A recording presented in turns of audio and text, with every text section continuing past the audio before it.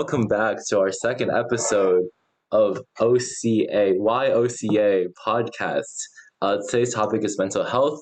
Once again, OCA is a non-profit organization with a mission to advance the social, political, and economic well-being of Asian Americans and Pacific Islanders in the United States. And YOCA speaks on key issues youth AAPI face on a daily basis. And today's topic is about mental health. So first, let's just go in a circle and introduce ourselves. I'll start. My name is Sophie. My name is Emily. Hi, my name is Ken. I'm David. I'm Anderson. All right. So let's move into the first section of this podcast. I think, at least in Asian culture, talking about one's feelings and one's experiences is pretty taboo. Like we were expected to hide our emotions, and if there is any challenges that might arise, the way we would deal with it, or the way we're taught, is just like dealing with it head on instead of going to other people asking for help. It's like that very individualist mindset where like just do it yourself, get through it. Exactly. Sorry. I was gonna say I think in the older generations, if you were to like speak out about like, oh, I'm struggling with this, like I have anxiety or I'm depressed, people would look at it and be like, what's wrong with you? Yeah. You know, like what's wrong with your head? Why do you have these thoughts? Instead of, oh, like, are you okay? How can like we help? How can this get better? It's like, oh, they're messed up in the head. You know, like don't talk to them, don't give them like certain job opportunities, which is why I think a lot of like our parents' generation see it as taboo still, because you will be judged to a certain extent if you are to speak out about these things. But I think that's something that the younger generation is understanding more and like working to change that point of view, where it's not like what's wrong with you. It's like, you know, how can we help this person through this instead of like punishing them. Yeah, but then again, it feels like sometimes, at least for me, it still feels like it's impossible to talk to them about mental health because they're still going to give you the what's wrong with you kind of right thing. I think that also stems from the fact that, at least this is commonly said within Asian American families, it's the fact that like previous generations have gone through quote unquote more struggle or more suffering than we have.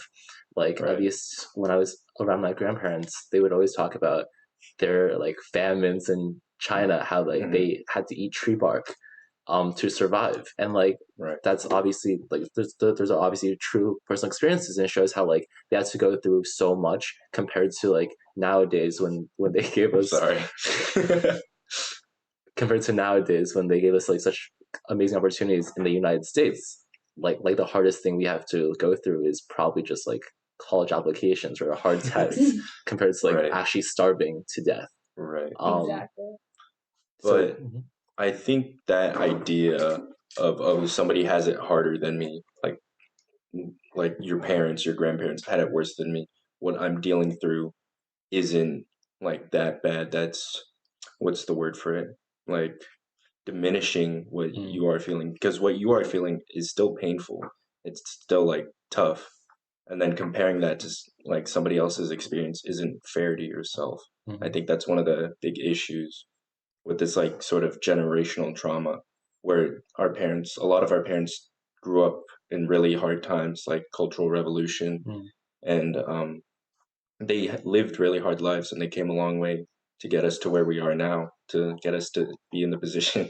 Sorry, my stomach keeps grumbling. To get us to be in the position we are now, but that doesn't diminish your feelings, like your experience. Yeah, so a lot of times experiences like these can stem from some cultural traditions. Like, for example, in the previous podcast, we talked about filial piety and how it affects like Asian Americans in general. And so this can also happen here because filial piety basically values the family above the individual. And so if the individual has any problems, it's their own task to deal with it, as long as it doesn't harm the family. Right. Yeah, I think it's also just the expectation of like working hard and being successful. Kind of relating to the previous point about how like our parents worked so hard for us to be here. We have that expectation to also work hard to be successful. And if things don't ever go our way, obviously that harms our mental health, but like we are expected to just like deal with it. I guess this can also be tied to the model minority myth, how because it's the thought that because all Asian Americans are successful, because Asian Americans are successful, thus all are successful, and thus AAPI do not face discrimination or any like negative hardships on like a daily basis, causing like key issues to be ignored, such as mental health. I think speaking to what you're saying about how parents have worked, like a lot of our parents have worked hard to get to where we are. They've improved like their quality of life to a certain degree, and they expect us to do the same for future generations, where they want us to continue moving forward, moving higher. But a lot of these parents they're like, speaking from my own experience, a lot of them are like the smartest in their province, whatever. Yeah. These like they're like the top of the top. So that's their experience. That's what they know, and they expect the same from their children. And they want us to like keep moving higher in life, and that creates a lot of pressure, a lot of expectations, where it's like, oh, I did this from basically nothing. Like, you have all these opportunities, all these resources. Why can't you like do the same sort of thing? It's also pretty funny how like all parents say they're the best in their province. Like there's only so many provinces in China. Yeah, it's like, oh, I'm the best. I'm the best. Yeah, that's really yeah. I mean, so, just on that, they kind of did have to be the best of their best to be able to go to these top colleges, and then again leave the country, come to the States, and then receive even like further education here and get these high-paying jobs that a lot of them have. Exactly. So this sort of segues into our next topic. You want to have the I guess two more quick things. Number one, going about the whole like relationship with the family, with parent figures. This also relates to just like identity crisis in general, because because our parents have not lived the lives that we have lived within American culture, they can't necessarily sometimes understand the things that we are going through. Maybe when it comes to like extracurriculars or other things like that. Like American society is more nuanced regarding like childhood, because the main focus of our parents, at least, were just school. They studied for one test, because that's the only way they could move up the social, was do well in class, get these, like, even if they didn't enjoy what they studied, it's, oh, this is where the money is, or this is where there's opportunity. I have to study this. I have to do well. Whereas for us, we're a lot more fortunate to where we can sort of decide like, oh, I like doing this. This is why I want to pursue it, versus I have to do this. Otherwise, like, my family might not be able to eat, sort of thing. Yeah. And just like, it's sometimes hard to like explain these factors to our parents where they will understand us. And I think secondly, something else is like the high spiritualness of Asian culture. There's a lot of like Eastern medicine. That's what it's called, right? Eastern medicine, when it's like very like herb based or spirituality based, instead of like based just upon like medication facts. Sometimes it's more because like at least Chinese society has progressed for such a long time. There has been an ingrained Eastern medicine aspect of it, where they see potential like mental health issues as like an imbalance of like energy flow, right? Because at least a couple hundred years ago, that's the only way they could understand why some people were sad. And I think that like society or that belief has carried on even to modern day, where even though like most people are like westernized per se, that these beliefs are still kind of ingrained because of from such a young age, from their parents, from their grandparents, about the fact that like this imbalance could naturally be solved if you eat like this herb, or if you like spin around 3 times. Yeah. So that is that's also part of a stigma. And moving on to the next section, which is breaking the stigma. So in many Asian communities, like we said before, there's a lot of stigma surrounding the topic of mental health.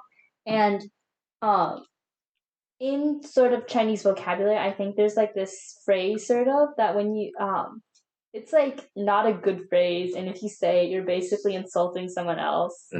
I think I know what you're. Yeah. So I'm not gonna say it. It has but, a negative connotation. It has like a negative. Yeah, the only aura issue is that around it has. The only issue is the negative connotation. Yeah. So like usually, if you call someone that by that phrase, then you're It's like basically they're implying that crazy, they're crazy, and this is not a good thing. Mentally, But unstable, mentally. yeah, mentally I unstable. think the way It's like mentally ill, but with a very negative connotation. Yeah. Whereas we say now, it's like, oh, they're even in English, like mentally ill still has at least a what sort I of feel negative connotation. But like nowadays, people are trying to get rid of that. Yeah, but the Chinese phrase is very, very negative. It's like, oh, they're crazy. It's they're like 10 times messed up in the head. 10 times worse than that. So like if you refer to anyone by that phrase, you're basically implying that they have problems.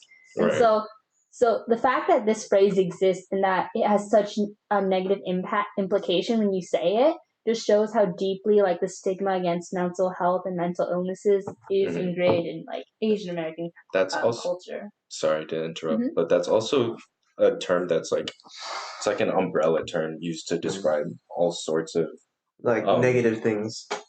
I guess the word is illnesses or like issues, mental health issues, but it's sort of like an all encompassing where it's like, oh, if somebody's struggling with like their mental health, you say like that phrase and it just means like, oh, they're kooky in the head, basically. I think also direct translation, if you like separate the words, is like nerve sickness. Yeah. Yes. Yeah, shinzing is like nerve, and then bing is sickness. Yeah. Nerve sickness. But yes. I guess like also talking about the vocabulary things, and like on the other side of this like spectrum, I guess, as Asian Americans, at least I have not always been exposed to like Asian words for mental health, other than the phrase we just said. Right. I like maybe it's because I moved to the U.S. when I was 5, so my vocabulary is like kind of 5-year-old vocabulary basically. So it's, but that can also be to like the fact that these things are not talked about in like the family context, where I'd never learned the word for like depression until I was like in high school. I never learned it. Really? I still don't know it. Or like anxiety. Or yeah, just like asking if you guys like know the Chinese word for depression. Yeah. What is it? It's Yi Yu. Yeah, I've never heard that in my life. No, I haven't heard that ever. Yeah. Again, that speaks to how these types of things aren't spoken about Yeah, within the family. Yeah, it's pretty much as onto Sorry, it's fine. That's fine. Do you want to continue that thought? No. Okay.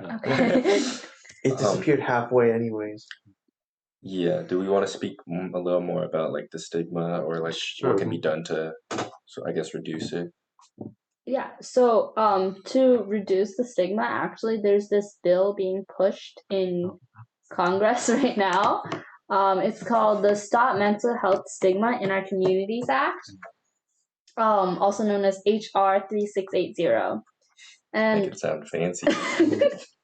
and so it's basically just trying to break the stigma surrounding mental health issues, which have definitely increased because of hate crimes recently during like, the COVID-19 era. And we definitely need to like combat the stigma even more because like we said before, it's like this taboo topic that you shouldn't discuss among your family or your friends, and especially within the AAPI community and even outside of the AAPI community. And so this bill that we're talking about right now is also ensuring an outreach and education and open dialogue to AAPI communities about these mental illnesses and access to resources that can help you overcome. I don't know how to say it. Resources you can use to help like deal with these issues, and I think that's an important part is the education part and also providing these resources, because even if you like know, oh, I'm struggling with like depression or anxiety, if you don't have the resources to like help fight it, it's like there's not, I don't really know how to word this, but like there's not a whole lot you can do, I guess. Yeah. It's like, one, you need to be educated, like, no, oh, this is an issue that I'm facing or like I could face. And then this is like a resource I can use to help like feel better type of thing. I think Sophie kind of mentioned this in the beginning, how this bill came out of the necessity from COVID hate crimes. And that's like a relatively new area of research. It's called RBTS. Like, I think most people are familiar with PTSD. However, RBTS stands for race-based traumatic stress, which is defined as mental injury due to encounters with racial bias and ethnic discrimination or hate crimes. There's obviously a lot of potential mental health issues when you are faced with a hate crime, because it is hard to talk about this to other people who could otherwise dismiss your personal experiences of going through that hate crime because of the hardness to prove like racial intent, or just like the natural cultural aspects where it's hard to speak out about hate crimes. Right. And that stress, I guess, of knowing that just because you look a certain way or like you're of a certain cultural descent, that people will attack you and judge you is traumatic. That's why I think this term came about, where it's like what comes to mind are like the elderly Asians that were pushed onto train tracks during the COVID pandemic, knowing that like, oh, this is something that people are capable of doing to me just because I look a certain way. That's very scary and can be very traumatic. So I think understanding that, and I guess using this term more, showing that this is a thing, that like this is a thing, just raising awareness, I guess. I don't know how to word these things, you know. It's something like that's tough to talk sensitive about. topic. Right. And like, I think that culture is something that is like the closest you can understand a person, and like, because obviously there's like outwards appearance, there's like personality, but culture is like ingrained and like that's deep. So when someone insults your culture for like being Asian American or being like any type of like race, it's like a deep like it's attacking you at your very core, because again, it's like it's not something you can change. It's you're born this way. It is your identity. They're attacking your identity. And the fact that like so many Asian Americans already struggle with identity crises, not knowing whether to like be seen as like American, if you're Asian or American. Yeah. Right. Yeah. So if anyone listening to this podcast has any mental health needs that you currently don't have the resources to deal with, we have some resources here. There's the Asian Mental Health Collective, which offers many resources, workshops, support groups, and online therapist directory tailored to AAPI individuals seeking culturally competent mental health services. That the importance of these organizations, I guess another organization is called the National AAPI Mental Health Association. What these organizations do is, most importantly, well, firstly, spread awareness about it by sharing personal experiences, because the best way to combat mental health is knowing that you're not alone, is knowing that it is okay to seek treatment, because the hardest thing for a person with mental health is like taking that first step of knowing that, oh, the best step moving forward is to go find someone to help me and like seeking treatment. And I guess related to that is like finding a good therapist, and that's what these organizations also provide, which is the culturally competent part, that the education for these therapists to understand Asian American struggles, because of the nuanced culture.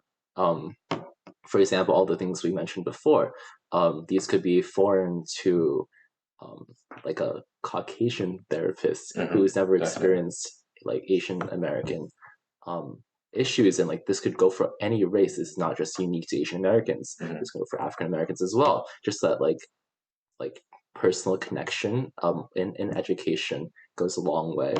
And we're not trying to say that like the therapist needs to be Asian, just like that education prior to dealing with it, understanding Asian American struggles or just as even well. being open to learning, right? Yeah, exactly. I feel like the phrase culturally competent is very, very important, to where you have to understand there are certain cultural aspects to like reaching out for mental health help, or like the generational trauma that might lead to some of these mental health issues is very present, and people who don't understand these issues or these roots can't provide the care that somebody in this situation might need. Mm. And these websites also just like provide names for like local or nearby therapists that are like culturally competent that you can just like easily contact. They provide their like I think phone number and email as well, and it's just it's Right. very accessible. So, just as a final note, if anyone's going through any mental health challenges, feel free to reach out to any of these resources we talked about before. Since reaching out for professional help and like maybe talking to your friends and family about this can really help you get through these challenges, and maybe it'll just brighten up your day. Right. And so I think we can speak to some of, I guess, on a brighter note, some changes some movements that are happening, and how us as young adults or as people of the Asian American community, what we can do to help create change. Yeah, so I think the first advocacy effort currently trying to be passed is Mental Health Day. And this is unique to AAPI Mental Health Day, which promotes national awareness for mental health issues related and like unique to AAPI, which is urging states, like various different states and local agencies to improve the quality and availability of these culturally competent therapists or these organizations as well.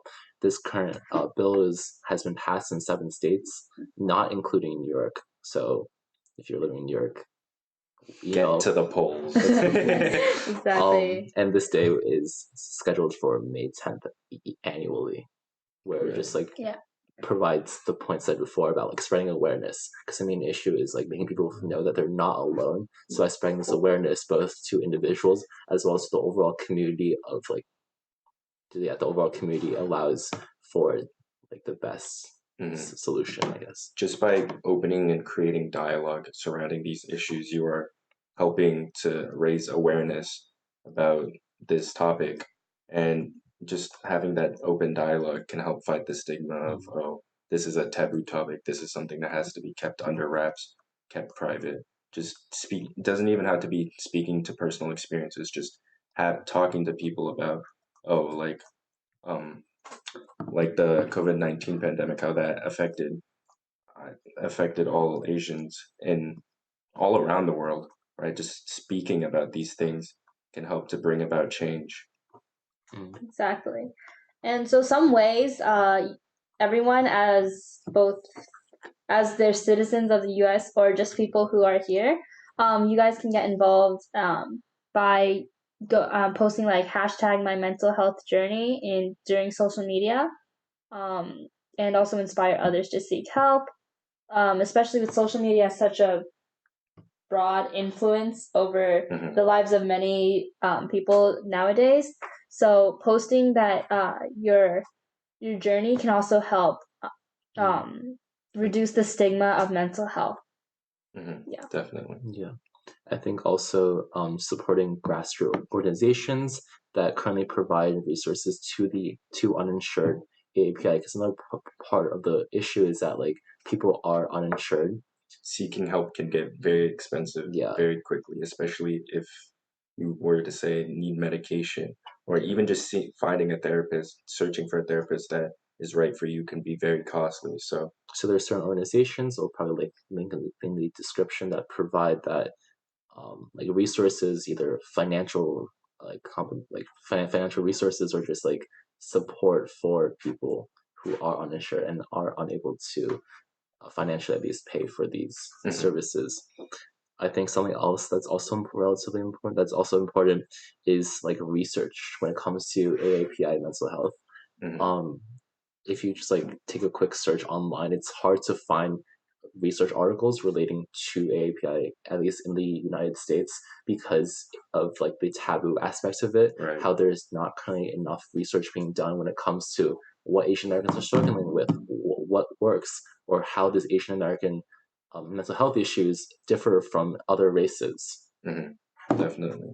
Yeah. So hopefully after this podcast, you, if you have any mental health challenges, you feel better about reaching out to a therapist or going to any of the websites we've listed before.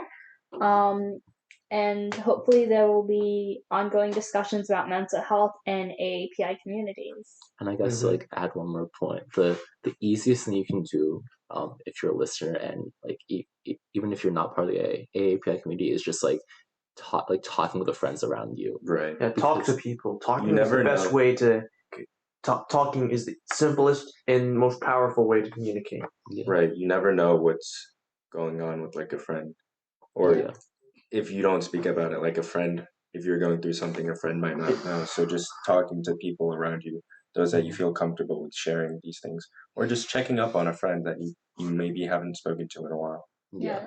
And just like that support system, like you don't need to necessarily say anything back. You don't need to give them all the right answers, or maybe just by being there, just like you're helping. Yeah. You don't have to pry. You don't have to share too much information. Just being there, talking to someone can help a lot. And you can also talk about the things we talked about in this podcast. You can tell them to listen to the YOCA podcast. Thank you. Okay. All right, guys. Also, we had another podcast recorded before this. It was about Asian American representation, actors, and media. Please check it out. Also, please check it out. All right. Thank you guys for tuning in, and we'll catch you Tune next into time. our next one. So, a quick little recap of what we just talked about. So, firstly, we mentioned how currently, in the status quo, Asian American struggles are being ignored, if not talked about enough, with around 3 million people, 3 million AAPI, which is about 15% of the population, 50% of Asian Americans going through mental illness. And this is due to various factors, cultural factors, as well as familial factors. And the best way to break all of the stigma is simply just spreading more awareness about it, talking it to other people, and supporting organizations such as Asian Mental Health Collective that provides these resources, such as such as therapists who are culturally competent. And then lastly, we talked about the importance of supporting different grassroots organizations, talking about it on social media, different advocacy and policies currently being in place, such as the mental health bill to combat the mental health issues from hate crimes, as well as the underrepresentation of research data for AAPI. Right. And if I want the viewers to take one thing away from this, it's just to speak out about this issue. Only if we speak out and raise awareness around these topics can we get the research that we need, get the help that we need, break the stigma against speaking about these topics in public. That's the only way to get improve, I guess, get people the help that they need. So thank you for listening.